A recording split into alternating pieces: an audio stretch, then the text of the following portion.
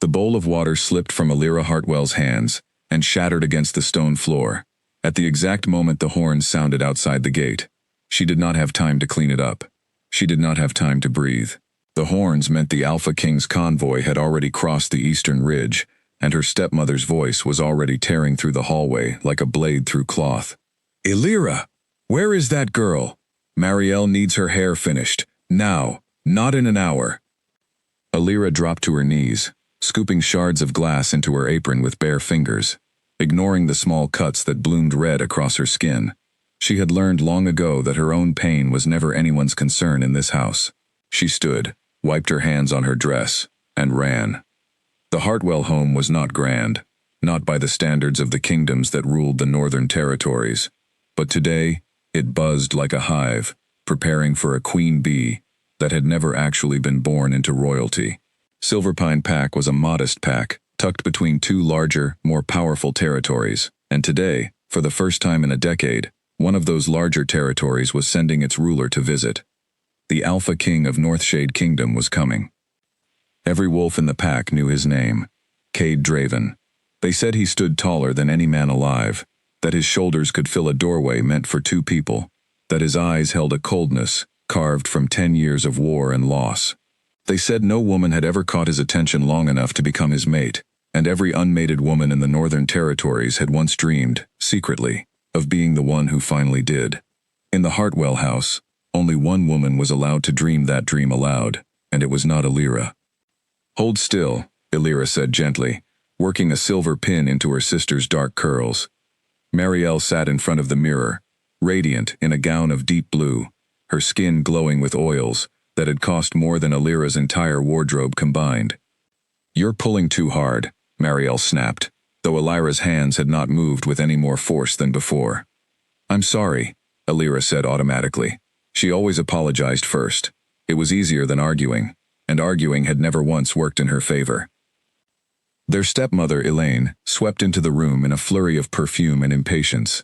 She looked at Marielle and her whole face softened, the way it never softened for Alira. "You look like a dream, my darling. The Alpha King will not be able to look away." "And what if he does look away?" Marielle asked, suddenly nervous beneath all her polish. "What if he finds someone prettier?" "There is no one prettier in this entire territory," Elaine said, and then, almost as an afterthought, her eyes flicked toward Alira. "Finish her sleeves, and after that, go help in the kitchens. You are not needed at the reception." Alira nodded. She was used to this. She had been not needed at every important moment of her life, since her mother died 11 years ago, since her father remarried a woman who brought her own daughter into the house, and slowly, quietly, erased Alira from every guest list, every celebration, every proud mention of the Hartwell name. She finished the sleeves, she smoothed the last fold of blue fabric, she stepped back and let her sister shine, the way she always did, and then she slipped out of the room, before anyone could remember to be annoyed by her presence. The kitchens were hot and loud, filled with pack workers preparing food for a king, who would probably eat 3 bites and leave the rest untouched, the way important men often did. Alira tied on an apron over her plain gray dress and began carrying trays toward the long dining hall where the reception would be held. No one looked at her twice, no one ever did. She had grown so used to being invisible that she sometimes wondered if she had actually become invisible, if perhaps she would walk straight through a wall one day and no one would notice that either. She was halfway through her 3rd trip, arms full of bread baskets, when the front doors of the hall opened and the temperature in the room seemed to drop and rise at the same time. Cade Draven walked in first, ahead of his guards, ahead of his advisors, and every story Alira had ever heard about him suddenly felt insufficient. He was massive, yes, taller than any man she had ever stood near, but it was not his size that stole the air from her lungs. It was the way the entire room bent itself around him, without him asking it to. Conversation stopped. Backs straightened. Even the fire in the hearth seemed to burn a little quieter, as if it too did not want to draw his attention.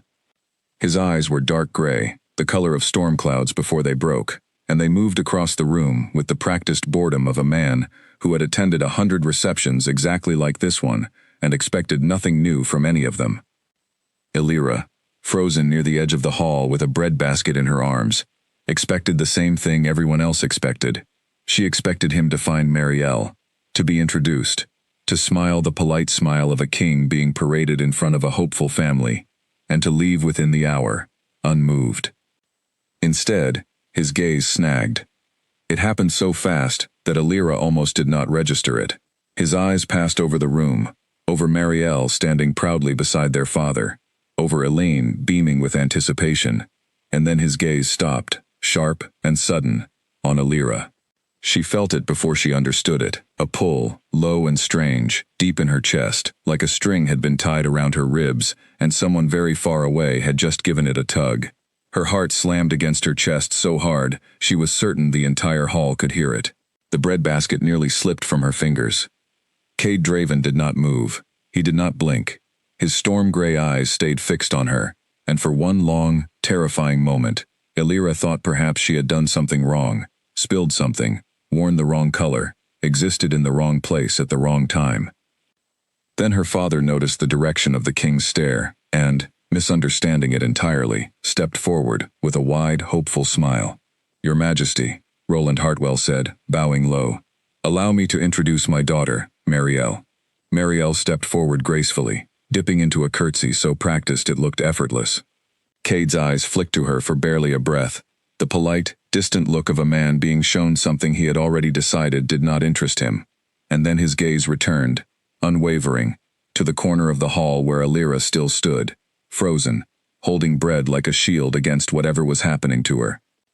A murmur moved through the crowd. People began to notice.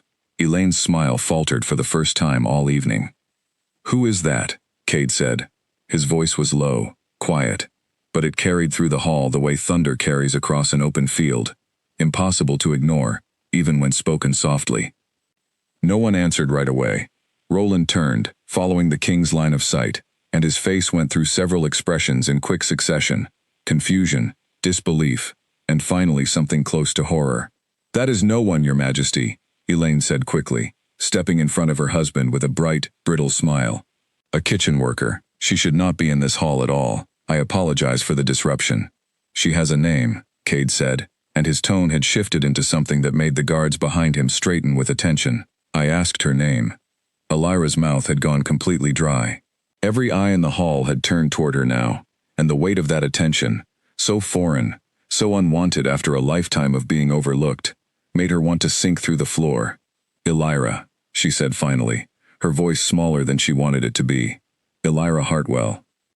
Something shifted in Cade's expression when she said her name, something that looked almost like recognition, though they had never met in their lives.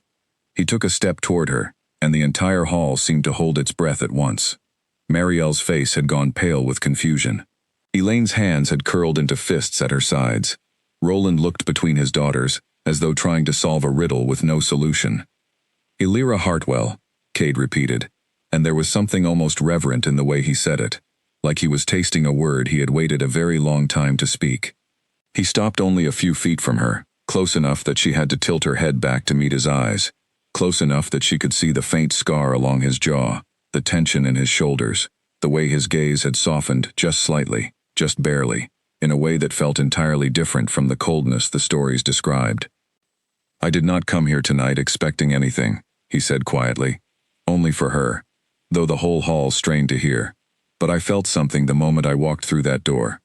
I have felt it only once in my life, and it does not lie." Alira's heart pounded so hard she thought it might crack her ribs. "I don't understand," she whispered. "You will," Cade said. "Soon." He straightened then, turning back to the stunned crowd, his voice returning to the commanding tone that had made kingdoms bow before him. "I did not come to Silverpine Pack tonight, to select a bride from a list prepared for me. I came because something called to me, and it has led me to her." He gestured toward Alira, and the entire hall turned to look at her as though seeing her for the very first time in her life. "This woman is my fated mate. I am certain of it, and I intend to claim her." The breadbasket finally slipped from Alira's hands, and the sound of it hitting the floor echoed through a silence so complete it felt like the whole world had stopped to listen. Elaine's face had drained of all color. Marielle stood frozen, her curtsy still half-formed, her mouth slightly open in disbelief. Roland looked as though someone had struck him. And Alira, the forgotten sister, the invisible daughter, The girl who had spent 11 years disappearing into the corners of her own home stood in the center of the room for the first time in her life, seen by everyone, chosen by no one she ever expected, and utterly, completely unprepared for what was about to happen to her. The silence in the hall broke all at once, like a dam giving way. Voices rose in a tangle of shock and disbelief, and Elaine was the first to recover her composure, though her hands still trembled at her sides. "Your Majesty," she said, forcing warmth back into her voice. "Surely there has been some mistake. Elira is a kitchen worker. She was never meant to be presented tonight. My daughter Marielle has been preparing for this meeting for weeks. She is educated, refined, trained in everything a queen must know." Cade did not even look at her. His storm-gray eyes remained fixed on Elira, as though the rest of the room had ceased to exist. "I did not ask for a list of qualifications. I told you what I felt the moment I stepped through that door. A bond does not form because a woman has been trained to please a king. It forms on its own, without permission, without preparation. I have waited years for this. I will not walk away from it now because someone finds it inconvenient." Roland stepped forward, his voice shaking with an effort to sound calm. "Your Majesty, please, consider the disruption this would cause. Elira has no experience with courts, with politics, with the responsibilities of a kingdom. She would be overwhelmed. Perhaps it would be wiser to take more time, to reconsider." "I have made my decision," Cade said, and though his voice did not rise, something in it silenced the room completely. "I will take her back to Northshade with me." Elira, who had not spoken a single word since dropping the bread basket, finally found her voice, though it came out barely above a whisper. "Take me where?" Cade turned to her then, and for a moment, the hardness in his expression eased into something gentler, something that looked almost like patience. "To my kingdom, to my home. I know this is sudden. I know you did not ask for this, and I know it must feel like the ground has shifted beneath you without warning. But I am not a man who ignores what a bond tells me, and mine has never been wrong before." "I don't even know you," Elira said, her voice trembling now, not from fear alone, but from the sheer impossibility of the moment. "An hour ago I was carrying bread. Now you're telling me I am supposed to leave my home and become your mate? I am not asking you to become anything overnight," Cade said. "I am asking you to come with me, to give this bond the chance it deserves, to see whether what I felt tonight is something you can feel as well, in time. I will not force affection from you. I would never do that. But I will not leave without you either. That much I am certain of." Behind him, Marielle finally broke from her frozen stillness, and the sound that came from her was somewhere between disbelief and heartbreak. "This isn't fair. I did everything right. I dressed the way I was told. I practiced my curtsy for a month. I learned the customs of Northshade, and you didn't even glance at me twice." "She didn't do anything. She was just standing there." "That is precisely the point," Cade said, not unkindly, but firm. "A bond does not care about preparation or performance. It recognizes something deeper. I am sorry if that is painful to hear, but I will not pretend otherwise to spare feelings." Elaine's composure finally cracked entirely, and her voice rose sharp and desperate. "You cannot simply walk into our home and take a servant girl as though she were something you found on a market stall. She has no dowry, no training, no standing. What will your court think when you present her as their future queen?" "My court will think what I tell them to think," Cade said, and the coldness the stories had always described finally showed itself, directed now entirely at Elaine. "And I would advise you to reconsider how you speak of the woman standing beside me. She may not have held that title an hour ago, but she holds it now, and I intend to make certain everyone in this room and beyond it understands that clearly." The room fell silent again. Even Elaine, for all her sharpness, seemed to understand that she had pushed as far as she safely could. Elira looked around the hall, at the guests who had come expecting to witness her sister's rise to royalty, at her father's pale, uncertain face, at Marielle's tear-filled eyes, at Elaine's barely restrained fury, and she felt something she had never felt in this house before. Not invisibility, not dismissal. For the first time in 11 years, every single person in the room was looking at her, and she did not know whether to feel terrified or strangely, quietly powerful. "I need time," she said finally, looking up at Cade. "This is too much, too fast. I don't even know if I want this." "I understand," Cade said. And to her surprise, he stepped back slightly, giving her room to breathe for the first time since he had entered the hall. I will not force you tonight, but I will not leave this territory without an answer, and I will not pretend the bond does not exist simply because it frightens you. Take the evening, think, speak with whoever you need to speak with. I will return at dawn for your decision. He turned to leave, his guards falling into step behind him, and the entire hall seemed to exhale at once, as the pressure of his presence eased with his departure. But before he reached the door, he paused and looked back at her one final time. Whatever you decide, he said quietly, know that I did not choose this lightly, and I will not treat it lightly either. Then he was gone, and the hall dissolved into chaos. Elaine rounded on Alira the moment the doors closed behind the king, her voice a furious hiss. What did you do? What kind of trick did you play to catch his attention? I didn't do anything, Alira said, still shaking from the weight of everything that had happened in the last few minutes. I was carrying bread. I didn't even look at him first. She's lying, Marielle said, tears streaking down her carefully painted face. She must have done something. Some kind of scent, some kind of trick. I prepared for this my whole life, and she ruins it in a single evening, without even trying. Roland raised a hand, trying to calm the rising tempers, though his own face remained pale with shock. Enough, both of you. This is not the time for accusations. He turned to Alira, his expression unreadable. Is this truly what you want, to leave with him? I don't know what I want, Alira admitted. An hour ago, I didn't exist to anyone in this house except as someone to clean up their messes. Now a king says I am bonded to him, and I am supposed to have an answer by morning? You should refuse him, Elaine said sharply. Send him back to his kingdom, and let him find someone worthy of the title. She cannot refuse a king, Roland said quietly, and there was something in his voice, guilt perhaps, or fear, that made Alira look at him more carefully. Northshade is far more powerful than Silverpine. If she insults him by refusing outright, it could bring consequences down on this entire pack. We are not strong enough to withstand a king's anger. The weight of that truth settled over the room like a heavy blanket. Alira understood, in that moment, that whatever choice she made would not only affect her own life, but everyone around her, everyone who had spent 11 years pretending she barely existed. She left the hall without another word, walking out into the cool night air, needing distance from the shouting, from the accusations, from the impossible decision sitting heavy on her chest. She sat on the low stone wall behind the house, the same wall she used to sit on as a child before her mother died, before everything changed, and she looked up at the stars scattered across the dark sky. She thought about her life as it was. The chores, the dismissals, the quiet ache of being unwanted in her own home.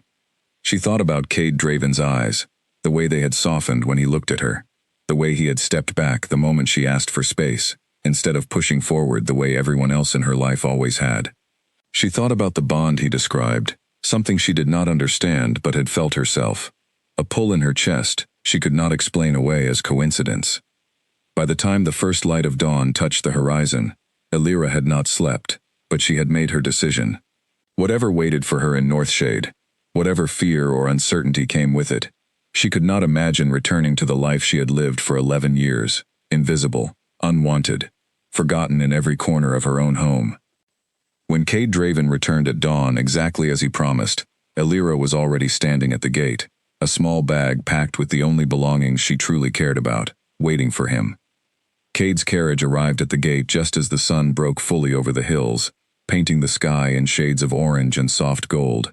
Alira stood there with her small bag clutched in both hands, her plain gray dress replaced overnight with the only decent traveling clothes she owned, a dark green cloak that had belonged to her mother. She had not told anyone in the house that she had made her decision. She had simply packed what little she had and walked to the gate before the household woke, unwilling to face another round of arguments or accusations. When Cade stepped down from the carriage and saw her standing there, something in his expression eased, as though he had genuinely worried she might refuse him after all. "You came," he said. "I said I would give you my answer at dawn," Alira replied, lifting her chin slightly. "I am not in the habit of breaking my word, even when everything about this feels impossible." "That is fair," Cade said, and there was the faintest trace of something like relief in his voice. "Are you ready?" Before she could answer, The front door of the house burst open, and Roland came rushing out, still in his sleeping clothes, his hair disheveled from a night without rest. Behind him came Elaine, her face pinched with fury barely restrained, and Marielle, red-eyed and silent, trailing at the back. "Elira, wait!" Roland said, breathless as he reached the gate. "You cannot simply leave without a proper farewell, without a proper arrangement being made for your future." "There is no arrangement to make, Father," Elira said quietly. "You never made arrangements for my future before. I doubt you intend to start now." The words landed harder than she meant them to, and she watched something flicker across her father's face. Guilt, perhaps, though it came too late to matter. He opened his mouth as though to argue, then closed it again, unable to find words that would undo 11 years of neglect in the space of a single morning. Elaine stepped forward instead, her voice sharp despite the early hour. "You understand, of course, that leaving this pack means leaving behind any claim to this family's name and support. If this arrangement falls apart, if the king tires of you, do not expect to come crawling back here for shelter.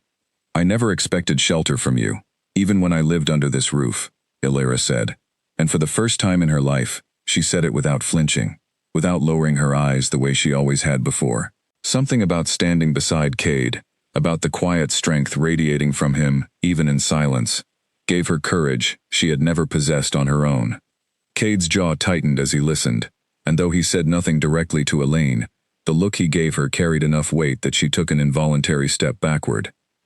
Marielle, silent until now, finally spoke, her voice small and uncertain. "Elira, I know we have never been close. I know I have not always been kind to you, but please, be careful. Northshade is nothing like here. I have heard stories about the kingdom, about the wars fought at its borders, about the dangers that come with sitting so close to a throne." It was the closest thing to genuine concern Elira had ever heard from her sister, and despite everything, it softened something in her chest. "Thank you, Marielle," she said quietly. "I will be careful." There was nothing more to say after that. Elira turned back to Cade, who extended a hand toward the carriage, waiting patiently for her to decide when she was ready, not rushing her, not pulling her forward the way she expected a king accustomed to obedience might do. She climbed into the carriage without looking back at the house that had never truly been a home to her, and Cade climbed in after her, settling across from her as the carriage lurched forward and began the long journey toward Northshade. For a long while, neither of them spoke. Elira stared out the window as the familiar hills of Silverpine gave way to unfamiliar terrain, thick forests and winding rivers she had never seen before, mountains rising in the distance, sharper and taller than anything near her old home. "You do not have to be afraid of me," Cade said finally, breaking the silence. His voice was quieter now than it had been in the hall the previous night, softer, almost careful. "I know this is overwhelming. I know you did not choose this the way I did. I felt the bond the moment I saw you, but you have had no time to feel anything beyond confusion." "I am not afraid of you," Elira said, though her voice wavered slightly as she said it. "I think I am afraid of everything else. Your kingdom, your court, the people who will judge me for not being prepared for this, the way my sister was. I have never worn a crown, or led a court, or made decisions that could affect thousands of lives. I have spent 11 years learning how to disappear, not how to be seen." Cade studied her for a long moment, his storm-gray eyes thoughtful. "Then perhaps it is fortunate that I did not choose you because you already knew how to be a queen. I chose you because something in me recognized something in you, something true, something that has nothing to do with training or preparation. The rest, we will learn together." "You make it sound simple," Elira said. "I did not say it would be simple," Cade replied. "I said we would learn it together. Those are different things." Something about the honesty in his voice eased a small part of the tightness in her chest. She had spent her entire life being managed, dismissed, told what to do and how to behave, by people who never once asked what she actually wanted. Cade, despite the force of his presence, despite the way he had upended her entire life in the span of a single evening, had not once tried to control her. He had given her the night to decide. He had stepped back when she asked for space. He was asking her opinion now, in a carriage rattling toward a kingdom she had never seen, rather than simply informing her of what would happen next. "Tell me about Northshade," she said finally, deciding that understanding was better than fear. "What should I expect when we arrive?" Cade's expression shifted, something like relief passing through it, as though he had been waiting for her to ask. North Shade is larger than anything you have known, I imagine. The castle sits at the center of the territory, built into the mountainside, overlooking the entire kingdom below. My court is complicated. Some will welcome you because I have chosen you. Others will resent you for the same reason. Because you were not born into status. Because you arrived without warning. Without the years of political maneuvering that usually accompany a match like this. That sounds encouraging, Elira said dryly. And to her surprise, Cade's mouth curved into the faintest hint of a smile, the first genuine warmth she had seen from him since they met. I will not lie to you about the difficulties ahead, he said, but I will also not leave you to face them alone. Whatever resistance comes, whatever whispers follow you through those halls, know that I stand beside you in this, not behind you, not above you, beside you. Elira turned the words over in her mind, surprised by how much weight they carried, how different they felt from every promise she had ever been given in her old home. Promises that dissolved the moment they became inconvenient. She did not know yet whether she could trust this man completely, whether the bond he described was truly as unbreakable as he believed. But for the first time in longer than she could remember, she felt something other than resignation settle into her chest. Something that, if she allowed herself to name it, might have been the smallest flicker of hope. The carriage rattled onward, the mountains growing closer with every passing hour, and somewhere beyond them, a kingdom waited, that knew nothing yet of the forgotten sister who was about to become their queen. The castle of Northshade rose out of the mountainside, like something carved by giants, rather than built by ordinary hands. Elira pressed her palm against the carriage window as they approached, staring up at towers that seemed to scrape the low-hanging clouds, walls of dark gray stone that had clearly withstood centuries of storms and sieges alike. Nothing in Silverpine had prepared her for the sheer scale of it. It is a lot to look at, I know, Cade said, watching her reaction carefully. It is beautiful, Elira admitted, though her voice trembled slightly, and terrifying. Those two things are not always separate, Cade said, and there was something knowing in his tone, as though he understood exactly what she meant, as though the castle itself had once terrified him too, long before it became home. The carriage passed through the outer gates, guarded by wolves in dark uniforms who bowed their heads as Cade's carriage rolled by, and Elira felt dozens of eyes following the carriage, curious, questioning, already whispering among themselves about the unfamiliar woman riding beside their king. When the carriage finally stopped in the main courtyard, Cade stepped out first, offering his hand to help her down. Elira hesitated only a moment before taking it, and the moment her feet touched the stone ground of Northshade, she felt the weight of 100 watching eyes settle over her like a heavy cloak. Servants lined the courtyard, along with several advisors and guards, all of them staring at her with expressions ranging from curiosity to open suspicion.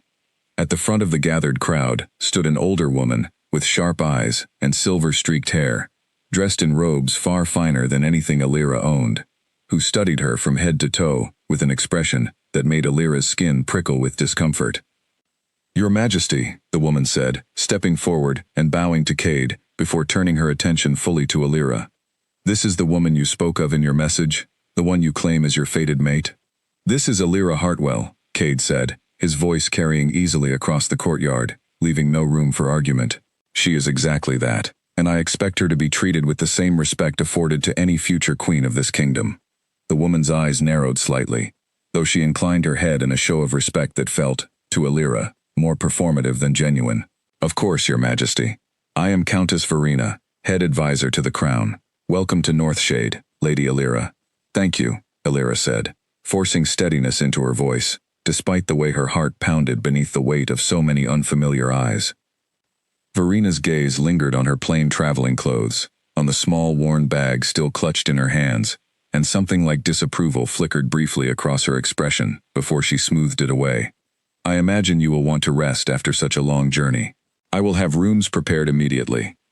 Thank you, Verena, Cade said, though his tone carried a warning beneath the courtesy, a reminder that he was watching how his people treated the woman beside him. See that she is given every comfort. I will show her to her quarters myself. The walk through the castle felt endless to Elira, hallway after hallway lined with tapestries, depicting battles she did not recognize, portraits of ancestors whose stern expressions seemed to judge her with every step she took. Servants paused in doorways to watch her pass, whispering behind hands the moment they thought she was out of earshot. "They will grow used to you," Cade said quietly, noticing the tension in her shoulders. "It will take time, but they will." "Will they?" Elira asked. I saw the way Verena looked at me, like I was something that had wandered in from outside and needed to be removed before it caused damage. "Verena is protective of this kingdom, sometimes to a fault," Cade admitted. "She has served my family for decades. She will need convincing, but she is not cruel, only cautious. Give her time, and she may surprise you." They arrived at a set of large wooden doors, carved with intricate patterns of wolves running through forests, and Cade pushed them open to reveal a chamber larger than the entire ground floor of Elira's old home. A large bed sat near tall windows overlooking the mountains. Fine furniture filled the room, and a fire already crackled in the hearth, warming the space against the mountain chill. "This is far too much," Elira said quietly, stepping into the room with wide eyes. "It is simply a room," Cade said. "You will grow accustomed to it, I promise, though I understand it feels overwhelming now." He lingered near the doorway, watching her as she set her small bag down on a chair. That alone was worth more than everything she owned. "I have matters to attend to before evening. Court business that cannot wait, unfortunately. But I will send someone to help you settle in, and I will return before dinner to check on you." "Thank you," Elira said, and then, because the silence between them felt heavier than she wanted it to, she added, "For giving me time. For not rushing any of this." Something softened in Cade's expression, and for a brief moment, the powerful, commanding king who had upended her entire life in a single evening looked almost uncertain himself. "I meant what I said in the carriage. We will learn this together. I do not expect you to simply become a queen overnight, because I have decided it should be so." He left then, and Elira sank onto the edge of the enormous bed, overwhelmed by everything that had happened in the span of a single day. She had woken that morning in a house that barely acknowledged her existence, and now she sat in a castle chamber, larger than anything she had ever imagined, surrounded by strangers who did not know whether to fear her, resent her, or simply wait to see if she would fail. A soft knock at the door interrupted her thoughts, and a young woman entered, carrying fresh linens and a tray of food. She was perhaps a few years younger than Elira, with warm brown eyes, and an easy, open expression that felt like the first genuinely friendly face Elira had encountered since arriving. "My name is Noelle," the young woman said, setting the tray down carefully. "I have been assigned to assist you during your time here. I hope that is all right." "Thank you, Noelle," Elira said, grateful for the kindness in her voice. "I confess, I do not know where to begin with any of this." Noelle smiled gently as she began unpacking the small bag Elira had brought. "No one expects you to know everything immediately, my lady. I have worked in this castle since I was a child. I still learn something new about it every week." "Do the others feel the way Verena seems to feel?" Elira asked hesitantly. "That I do not belong here?" Noelle hesitated, choosing her words carefully. "Some do. I will not lie to you. Change frightens people, especially change that arrives as suddenly as you have. But others are curious, hopeful even. The king has never shown interest in anyone before, not in all the years I have served here. Some of us wonder if perhaps that means something good is coming, even if it feels strange at first." Elira found herself smiling faintly at that, the first genuine smile she had managed since leaving Silverpine. "I hope you are right." "I believe I am," Noelle said, returning the smile. "Now, let us get you settled before dinner. You have a long road ahead of you, my lady, but you do not have to walk it entirely alone." As Noelle moved about the room, Elira allowed herself, just for a moment, to imagine a future different from the one she had always expected, one where she was not simply overlooked, not simply forgotten, but seen, valued, and perhaps, in time, truly at home. The days that followed settled into a rhythm Elira had not expected to find in a place so unfamiliar. Each morning, Noelle arrived early to help her dress, sharing small pieces of castle life along the way, which servants could be trusted, which corridors led to the best views of the mountains, which advisors held real influence, and which merely liked to sound important. Elira absorbed it all eagerly, grateful for even the smallest scraps of guidance in a world that still felt impossibly large. Cade, despite the demands of ruling an entire kingdom, made time for her every single day. Sometimes it was only a shared meal, quiet and unhurried, where he asked about her morning and actually listened to her answers. Other times it was a walk through the castle gardens, where he pointed out plants his mother had once cultivated, sharing small pieces of his own history that Alira suspected he did not offer easily to most people. "You loved her very much," Alira said one afternoon, as they walked past a bed of pale blue flowers Cade had just explained his mother planted decades earlier.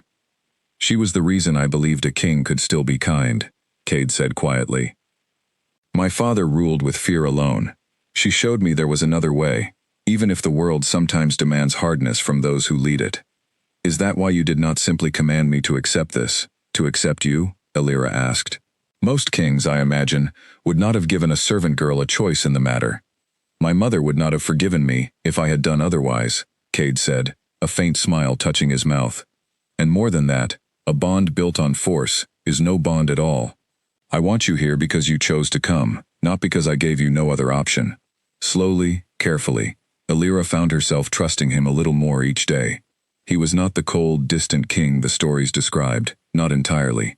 He carried burdens she was only beginning to understand, the weight of protecting an entire kingdom, the constant vigilance required at borders threatened by rival territories, the endless demands of advisors who each wanted something different from him. But beneath all of it, there remained a patience with her that she had never experienced from anyone in her life before. Not everyone in the castle shared his patience, however. Verena remained cool and formal whenever their paths crossed, offering polite but distant courtesy that never quite disguised her skepticism. Other members of the court were less subtle. Alira overheard whispers in hallways, comments about her plain background, her lack of proper education, her unsuitability for a role she had never trained for. She learned to walk past these whispers with her head held high, though some nights, alone in her enormous chamber, the weight of them pressed down on her more heavily than she wanted to admit. One evening, after a particularly difficult day, filled with pointed comments from a visiting noblewoman who had questioned her openly during a court gathering about her ability to represent Northshade properly, Alira found herself sitting alone by the fire in her chamber, unable to shake the doubt gnawing at her chest. A knock came at the door, and Cade entered without waiting for an answer, something he rarely did, and the concern on his face told her that word of the afternoon's events had already reached him. "I heard about what happened during the gathering," he said, crossing the room to sit beside her near the fire. "Lady Ashworth should not have spoken to you that way." "She was not wrong," Alira said quietly, staring into the flames. "I do not know the proper customs of your court. I do not know how to navigate the politics your advisors discuss so easily. Everyone in that room could see it, and everyone in that room believes I do not belong here." "That is not true," Cade said firmly. "And even if some believe it now, it will not remain true forever. You have been here only a few weeks, Alira. No one expects you to master centuries of tradition overnight." "But they expect me to fail," Alira said, finally voicing the fear that had followed her since arriving at Northshade. "I can feel it in the way they watch me, waiting for the moment I embarrass myself, embarrass you, prove that I was never meant to stand where Marielle should have stood instead." Cade was quiet for a long moment, and when he spoke again, his voice carried a gentleness that surprised her. "Do you know what I remember most clearly from the night we met? It was not your face, though I remember that too. It was the way you carried that breadbasket through a room full of people who barely acknowledged your presence, with your back straight and your chin lifted, as though you refused to let their indifference define you.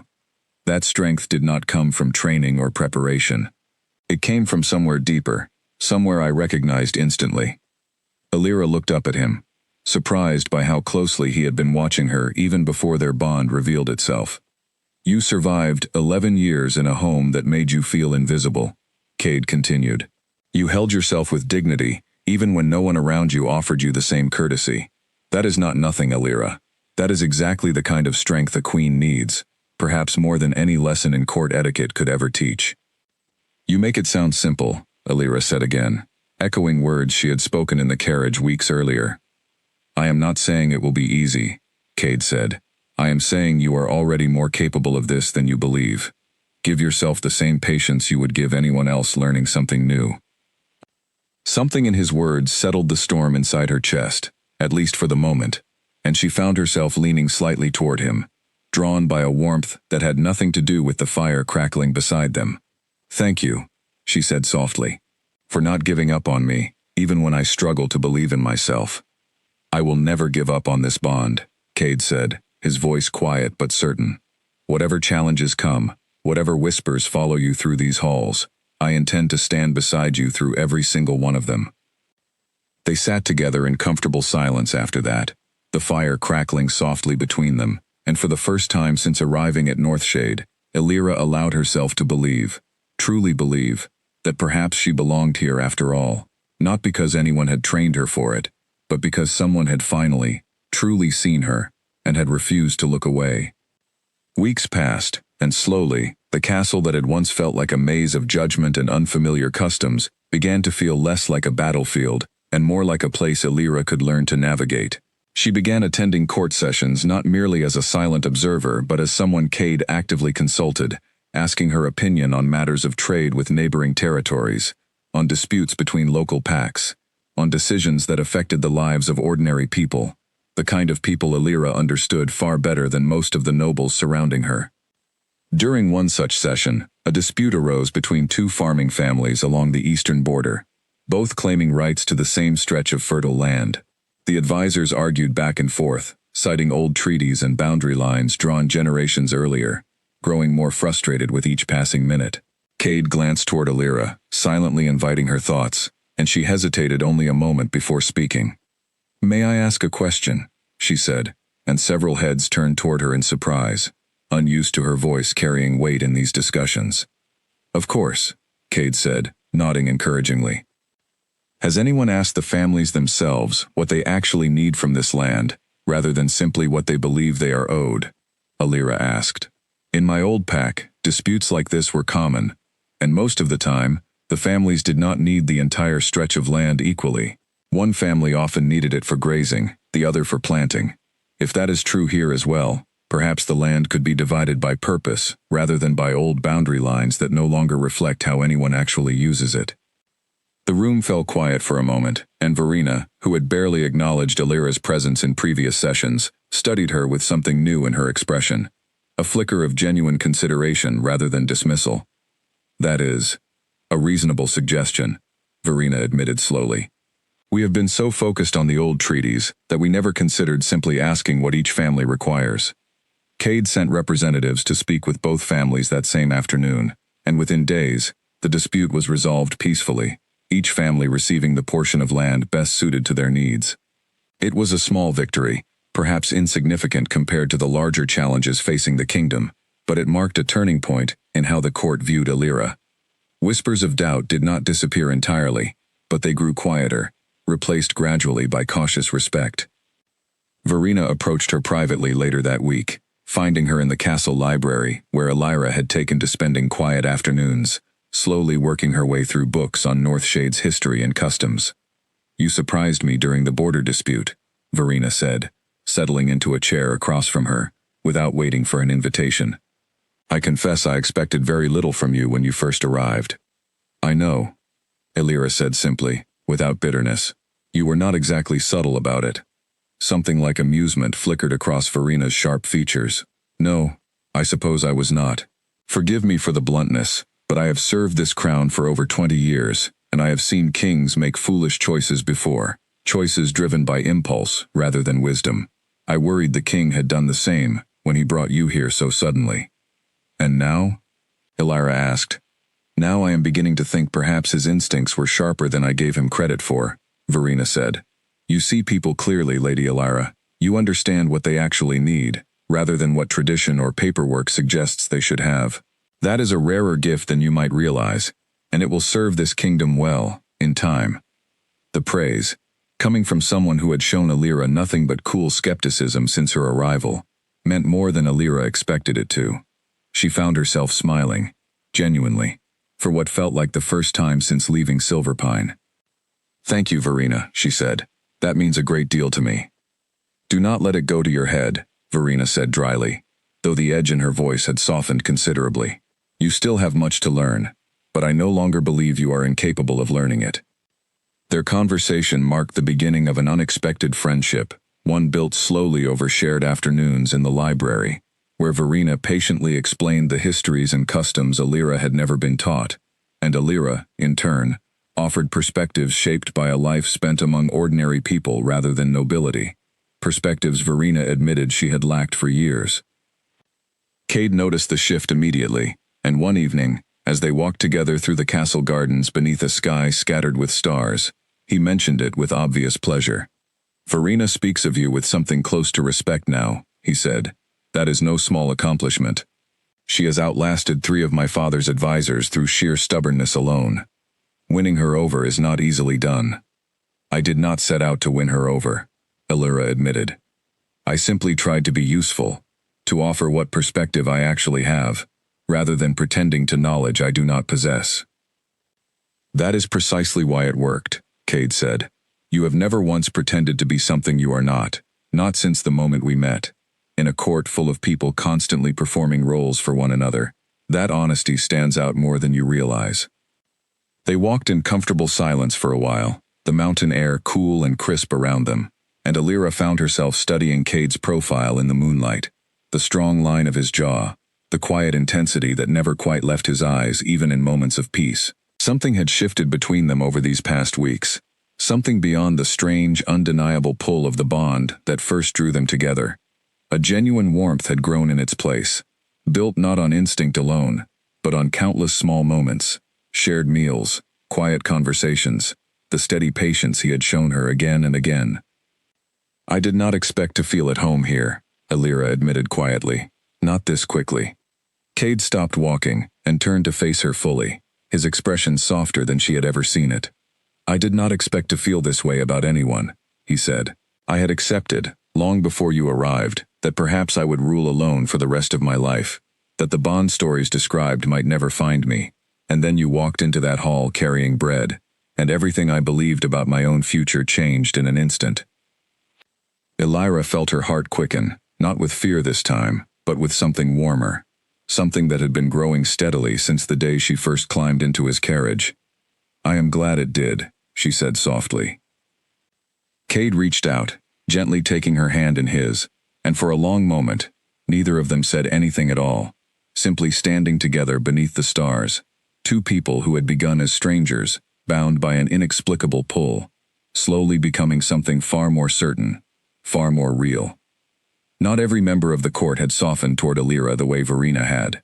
Lord Halden, a broad-shouldered nobleman with old ties to Cade's father, and a reputation for speaking his mind without concern for consequence, had made his disapproval of Alira known from the very first week of her arrival, though he had been careful never to voice it directly in front of the king.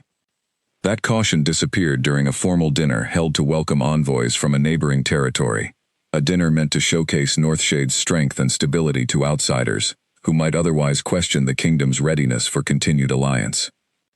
Alira had spent the entire day preparing, practicing the greetings Verena had taught her, memorizing the names and titles of each visiting dignitary, determined not to embarrass Cade in front of guests whose opinions carried real political weight.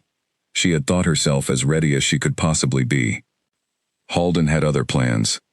Partway through the dinner, as conversation drifted toward matters of trade and border security, Halden turned his attention pointedly toward Alira, his voice carrying just enough volume to ensure the entire table heard him clearly.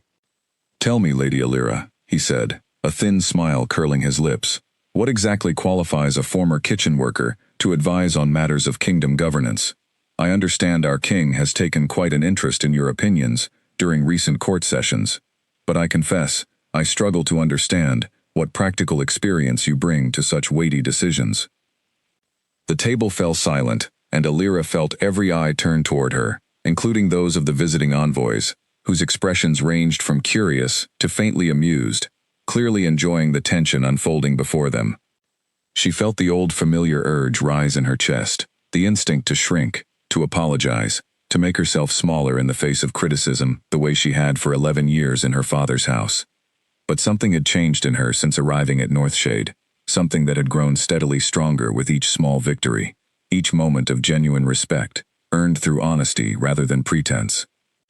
"I bring the experience of someone who has actually lived among the people your policies affect, Lord Halden," Illyra said, her voice steady despite the pounding of her heart. I have worked in kitchens, tended gardens, mended clothing for families who could not afford new ones. I understand what it means to worry about whether the harvest will be enough, whether a hard winter will mean going without. Forgive me if that experience does not match the education found in noble households, but I would argue it offers something equally valuable, an understanding of exactly who suffers most when decisions are made without considering their reality. A few of the visiting envoys exchanged glances, clearly impressed by the directness of her answer, and Halden's confident smile faltered slightly, though he pressed forward regardless. A charming sentiment, he said, but sentiment does not build treaties or secure borders. No, Illyra agreed calmly, but sentiment, when combined with genuine understanding of the people affected by those treaties, often produces better outcomes than policy crafted entirely by those who have never known hunger or hardship themselves. I do not claim to understand the finer points of border security, as well as those who have studied it for years. But I would ask, Lord Halden, how many farmers have you spoken with directly about their needs, rather than simply reading reports written by advisors who have also never worked the land themselves? The question landed with visible weight, and several of the visiting envoys actually laughed, one of them raising a glass slightly in Illyra's direction, a small gesture of respect that made Halden's face flush with embarrassment. Cade, who had remained silent throughout the exchange, finally spoke, his voice carrying quiet authority across the table. Lady Illyra raises an excellent point, one I intend to have my advisors consider more seriously going forward. Perhaps it would benefit this court to spend less time in these halls and more time among the people whose lives our decisions actually shape. Halden, recognizing that the tide of the conversation had turned firmly against him, offered a stiff nod and said nothing further for the remainder of the dinner. Later that evening, after the guests had retired and the castle had grown quiet, Cade found Illyra in the gardens, still slightly flushed from the confrontation. You handled Halden beautifully tonight, he said, settling onto the bench beside her. I surprised myself, Illyra admitted. A few months ago, I would have simply apologized and let him believe whatever he wanted about me. You are not that woman anymore, Cade said gently. You have not been, for some time now. I have you to thank for that, I think, Illyra said. You never once tried to make me smaller to fit expectations. You kept insisting I belonged here, even when I did not believe it myself. I only insisted on the truth, Cade said. The rest, you found on your own. They sat together quietly for a while, and then Cade's expression grew more serious, and Illyra sensed something shifting beneath his calm exterior. There is something I must discuss with you, he said finally. Something less pleasant than tonight's small victory. What is it? Illyra asked, her earlier confidence giving way to concern. Reports have reached me of movement along our southern border, Cade said. The kingdom of Vaylon has grown increasingly aggressive in recent months, testing the boundaries of old treaties, likely searching for weakness before attempting something more direct. I have doubled patrols, but I fear this peace may not hold much longer. Illyra felt a chill settle over her despite the warmth of the evening air. What does that mean for us, for the kingdom? It means the coming months may grow difficult, Cade said honestly. I do not wish to frighten you, but I also refuse to hide the truth from you, not after everything we have built together these past months. If Vaylon moves against us, it will not simply be my burden to carry. As my mate, as the future queen of this kingdom, you may find yourself facing dangers neither of us anticipated when this bond first formed.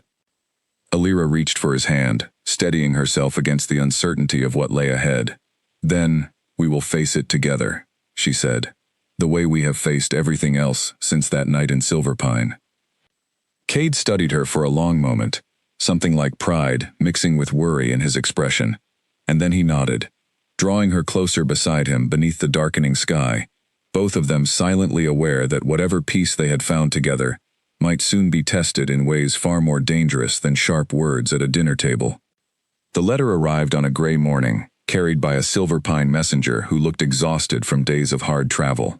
Illyra recognized her father's handwriting immediately, and her stomach tightened with unease before she had even broken the seal.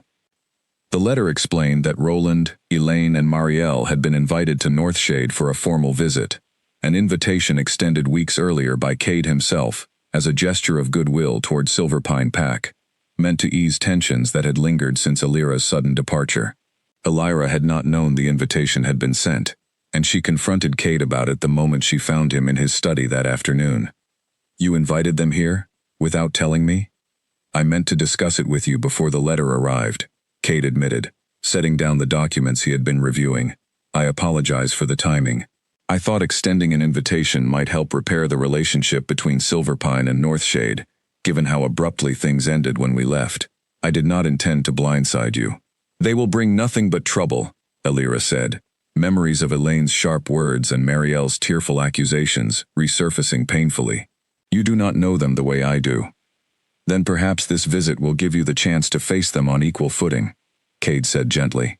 "Not as the forgotten daughter of their household, but as the queen of this kingdom. Perhaps there is value in that, even if the visit itself proves difficult." Elira was not entirely convinced, but she recognized the wisdom in his words nonetheless, and when Roland, Elaine, and Marielle arrived at the castle gates 3 days later, Elira stood beside Cade to greet them, dressed in fine, deep red robes that Verena had helped select, her posture straight and confident, in a way that would have seemed impossible only months earlier. Elaine's expression, upon seeing Elira dressed as royalty rather than the plain servant she remembered, flickered briefly with something like shock before she smoothed it into careful politeness. "Elira, you look, well." "Thank you, Elaine," Elira said evenly. "I hope your journey was comfortable." Marielle, standing slightly behind her mother, looked pale and uncertain, her eyes darting between Elira and the grandeur of the castle surrounding them.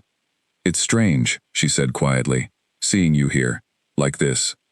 "I imagine it is," Elira said, without unkindness, though she did not soften the observation either. The visit unfolded over several days, filled with formal dinners and careful conversations, and Elira found herself watching her family with new clarity, no longer clouded by the desperate need for their approval that had once defined so much of her life.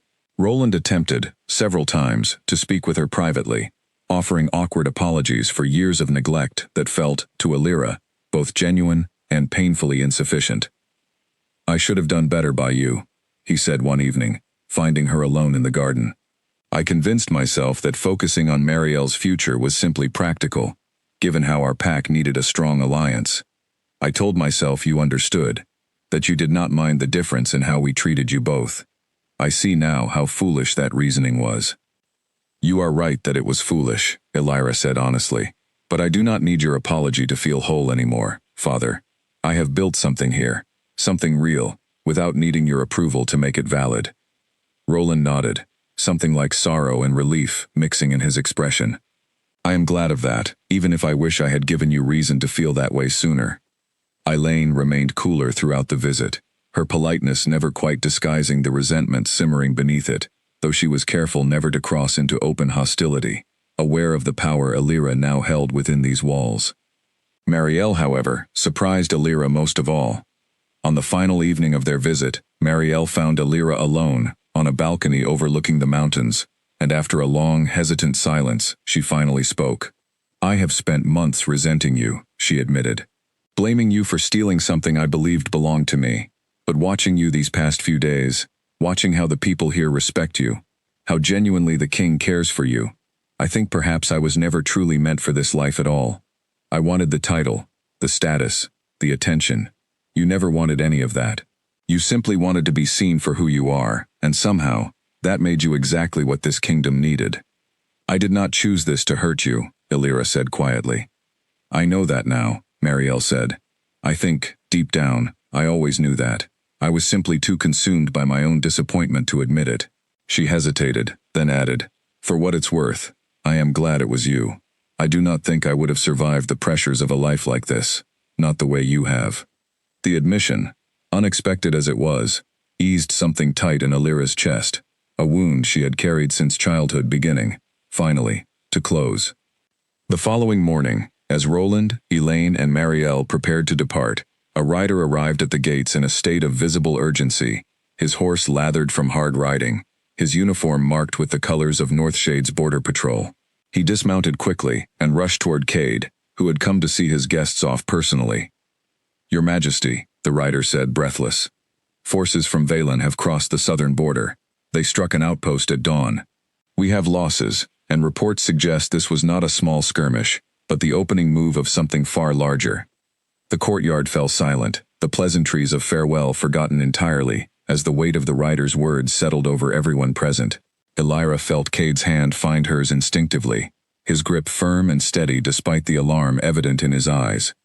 "Gather the council," Cade said, his voice hardening into the commanding tone Elira remembered from the night they first met. Immediately. As advisors and guards scrambled into motion around them, Elira looked out toward the southern mountains, and for the first time since arriving at Northshade, she understood with absolute clarity that the peaceful life she had slowly begun building for herself was about to be tested in ways far more dangerous than sharp words or cold stares from a skeptical court. The council chamber, usually a place of measured discussion and careful debate, buzzed with barely controlled urgency as advisors gathered around the long stone table, maps of the southern border spread out before them, marked with the positions of Valen forces reported by scouts throughout the morning. "They struck the outpost at Pharaoh's Crossing before dawn," General Marrow explained, pointing to a location on the map near the southern river. "We lost 12 guards before reinforcements arrived. Valen forces retreated after securing the crossing, but scouts report additional movement further along the border, suggesting this was a calculated test rather than a full invasion." "A test to gauge our response," Cade said grimly, studying the map with narrowed eyes. "They wish to know how quickly we can mobilize, how strong our defenses truly are before committing to a larger assault." "What do we know of their numbers?" Verena asked, her sharp eyes scanning the reports scattered across the table. "Scouts estimate several thousand troops gathering near the border, though exact numbers remain unclear," Marrow said. "Enough to overwhelm our current border garrisons if they choose to press forward in force." Elira, seated slightly apart from the main table, listened carefully, absorbing every detail, even as fear coiled tight in her chest. She had grown accustomed to court politics, to disputes over land and trade, but the weight of actual warfare, of lives lost, and more lives at risk, settled over her with a heaviness she had not fully anticipated. "We must reinforce Pharaoh's Crossing immediately," Cade said, "and alert the northern packs allied with our kingdom. If Valen intends a larger assault, we cannot face it with border garrisons alone. Sending word to the northern packs will take days," an advisor pointed out. "If Valen moves quickly, reinforcements may not arrive in time." The room fell into tense debate, strategies proposed and dismissed in rapid succession, and Elira found herself thinking not of grand military maneuvers, which she admittedly understood little about, but of the people living along that border, farmers and families much like the ones she had grown up among in Silverpine, caught directly in the path of whatever conflict was about to unfold. "What of the villages near the border?" she asked quietly, and the room's attention shifted toward her. "Has anyone considered evacuating the families living closest to Pharaoh's Crossing, in case the fighting spreads beyond the outpost itself?" Marrow blinked, clearly having not considered civilian evacuation amid the more immediate concerns of troop movements and defensive positioning. "We have not yet discussed evacuation, my lady. Our focus has remained on military response." "Then perhaps it should be discussed now," Elira said, "before more lives are lost than necessary. Soldiers can be reinforced and repositioned, but ordinary families caught in the path of an advancing army have no such protection, unless we provide it for them." Cade looked at her with something like renewed respect amid the tension gripping the room. "She is right. Send riders to the border villages immediately. Begin evacuation procedures for anyone within reach of potential conflict. We cannot allow innocent lives to become casualties of a fight that is not theirs to bear." The council quickly organized itself around this new directive, riders dispatched within the hour to begin coordinating evacuations, while Marrow and his officers finalized plans to reinforce the southern garrisons. Elira remained in the chamber long after most of the immediate planning had concluded, watching Cade study the maps with an intensity that reminded her, for the first time, of exactly how much weight rested on his shoulders as ruler of this kingdom. That evening, as reports continued arriving from the border, Elira found Cade alone in his study, exhaustion etched clearly into his features despite his attempts to maintain composure. "You should rest," she said softly, entering the room and closing the door behind her. "I cannot rest while lives hang in the balance," Cade said, though he did not resist when she gently guided him away from the maps, and toward the chair near the fire. "You cannot make sound decisions if you exhaust yourself completely either," Alira said. "Even kings need rest, Cade. Especially kings facing decisions this heavy." He allowed her to press a cup of warm tea into his hands, and for a moment, the fierce intensity that had gripped him throughout the day eased slightly, replaced by something more vulnerable, something he rarely allowed others to witness.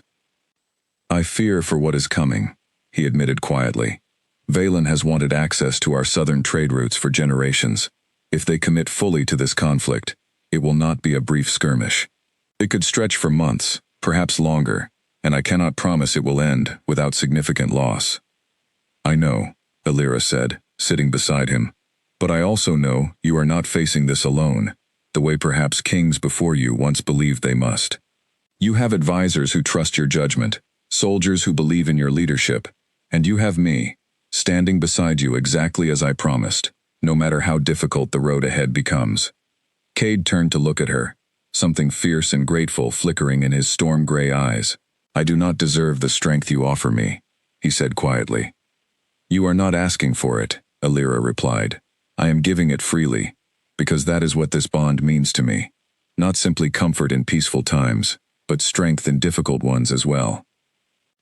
He reached for her hand, holding it firmly, and for a long moment, they simply sat together in silence, drawing strength from one another as reports of distant conflict continued, arriving beyond the study walls, both of them aware that the true test of everything they had built together over these past months was only just beginning. Over the following weeks, Northshade prepared as thoroughly as any kingdom could for the possibility of full-scale conflict. Evacuations along the border proceeded smoothly, under Alira's careful coordination. Families relocated to safer villages further inland. Their crops and livestock moved alongside them wherever possible. Cade divided his time between military strategy sessions and diplomatic efforts, sending envoys to Valen in a final attempt to negotiate peace before the situation escalated beyond recovery. Alira threw herself into the effort, with a determination that surprised even Verena, who had come to admire her far more than she ever expected to during those tense early days of Alira's arrival. She organized supply lines to ensure displaced families had food and shelter, coordinated with healers to prepare for potential casualties, and visited the border villages herself despite Cade's initial reluctance to let her travel so close to danger. "I need to see for myself what these families are facing," she told him firmly, when he raised concerns about her safety. "I cannot make good decisions about their needs from the safety of a castle chamber. I learned that lesson long before I ever arrived here, and I do not intend to forget it now, simply because the stakes have grown higher." Cade, recognizing the same unshakable resolve that had first drawn him to her, relented, though he insisted on accompanying her personally, unwilling to risk her safety without his direct protection nearby. The tension finally broke on a cold morning 3 weeks after the initial skirmish at Pharaoh's Crossing, when word arrived that Valen forces had begun a full advance toward the border, thousands of troops moving in coordinated formation, clearly intent on more than simple posturing this time. Northshade's forces, reinforced by allied packs from the north who had answered Cade's call for support, met them at the border with careful strategy, rather than reckless force. Cade had spent the previous weeks studying Valen's patterns, identifying weaknesses in their supply lines, and coordinating with allied leaders to position defenses that would discourage further aggression, without escalating into prolonged, devastating warfare. The confrontation, when it finally came, resolved more swiftly than anyone had dared hope. Facing a defense far better organized than their scouts had predicted, and recognizing the cost of pushing further against allied forces prepared to meet them at every turn, Valen's commanders requested terms of withdrawal within days, rather than committing to the extended conflict everyone had feared. Cade personally oversaw the negotiations that followed, insisting on terms that would prevent future aggression, while avoiding unnecessary humiliation that might breed resentment and future conflict. Alira sat beside him throughout the negotiations, offering perspective on how the terms might affect ordinary families on both sides of the border, ensuring the peace reached was not merely convenient for kingdoms and courts, but sustainable for the people who would live beneath its terms for generations to come. When the treaty was finally signed, formally ending the brief but tense conflict, a wave of relief swept through Northshade, and Cade announced a celebration to mark both the peace achieved and, at long last, his formal engagement to Alira, a ceremony he had delayed only because the urgency of the border crisis had demanded his full attention. The celebration, when it finally arrived weeks later, filled the castle with a warmth Alira had never imagined possible during those first uncertain days of her arrival. The great hall, once a place where she had felt like nothing more than an unwelcome intrusion, now overflowed with genuine celebration, nobles and commoners alike gathering to witness the formal recognition of their future queen. Verena stood near the front of the gathered crowd, her expression carrying open pride, rather than the skepticism that had once defined her every interaction with Alira. Noelle, radiant with happiness for the woman she had come to consider a true friend, rather than simply a lady she served, watched with tears of joy in her eyes. Even Roland, Elaine, and Marielle had returned for the occasion, invited by Cade himself, as a final gesture toward healing old wounds. Elaine's expression remained carefully composed, though something genuine flickered beneath her practiced courtesy as she watched Alira, dressed in flowing silver robes, standing confidently beside the king who had chosen her above all others. Marielle, meanwhile, watched with open warmth, her earlier resentment fully replaced by genuine happiness for the sister she had once dismissed so easily. As Cade rose before the gathered crowd, taking Alira's hand in his voice carried clearly across the silent hall. "Many of you remember the night I first met Alira Hartwell," he said, his gaze never leaving hers. "A night when I walked into a hall expecting nothing, and found instead the woman who would change the course of my entire life. She arrived here with nothing but a small bag, and more courage than most people carry in a lifetime. She has since proven, time and again, that true strength has nothing to do with the circumstances of one's birth, and everything to do with the character forged through hardship and honesty." He turned fully toward Alira, his expression softening into something private and warm despite the crowd surrounding them. "I do not simply choose you as my queen because the bond between us demanded it," he said quietly, though his words carried easily through the silent hall. "I choose you because you have earned every ounce of respect this kingdom now holds for you, because you have shown me, and everyone within these walls, exactly what it means to lead with both strength and compassion."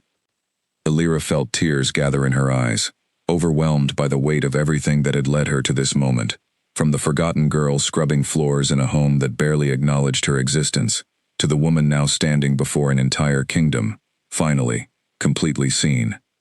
"I never imagined a life like this," she said softly, her voice carrying just as clearly through the hushed hall. "I spent so many years believing I was meant to remain invisible, unseen, unwanted.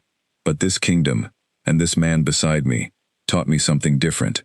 They taught me that being overlooked by some does not mean being unworthy of everything life still has to offer." The hall erupted into celebration as Cade drew her into an embrace, the formal engagement sealed before the eyes of nobles and commoners alike, and somewhere in the crowd, Alira caught her father's eye, watching her with an expression of quiet regret mixed with genuine pride, understanding perhaps too late exactly what he had nearly lost through years of careless neglect. But regret and recognition, however delayed, no longer held the power to wound her the way they once might have.